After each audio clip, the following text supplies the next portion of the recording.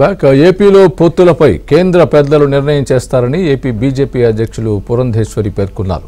పొత్తులు ఎలా ఉన్నప్పటికీ బీజేపీని సంస్థాగతంగా ముందుకు తీసుకువెళ్తామని అన్నారు. బీజేపీకి భవిష్యత్తులో ప్రజాదరణ పెరుగుతుందని విశ్వసిస్తున్నామని అన్నారు. సర్పంచులకు ఇచ్చిన నిధుల్ని సీఎం జగన్ ప్రభుత్వం పక్కదారి పట్టించిందని ఆరోపించారు. వైసీపీ పాలనలో గ్రామాల్లో అభివృద్ధి లేకుండా పోయిందని మండిపడ్డారు.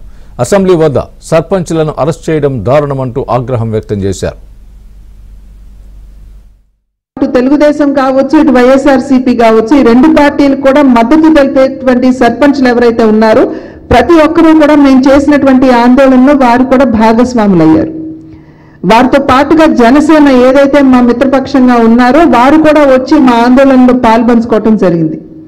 ఈ విషయాలు తెలిసిన వెంటనే గిరిరాజ్ సింగ్ గారు కూడా వారు ఒక కమిటీని వెంటనే రాష్ట్రానికి పంపించి ఇక్కడ ఉన్నటువంటి పరిస్థితులు అంటే ఏ విధంగా వీరు డైవర్ట్ చేసుకుంటున్నారు, నిజంగా డైవర్ట్ చేసుకుంటున్నారా లేదా, లేకపోతే ఇది కేవలం అభియోగం మాత్రమేనా అనేటువంటి విషయాన్ని బేరీజ్ వేసుకోవడానికి వారి కమిటీని కూడా ఇక్కడ పంపించడం జరిగింది. విజయ్ కుమార్ గారు నాయకత్వంలో ఆ కమిటీ ఇక్కడికి రావడం జరిగింది.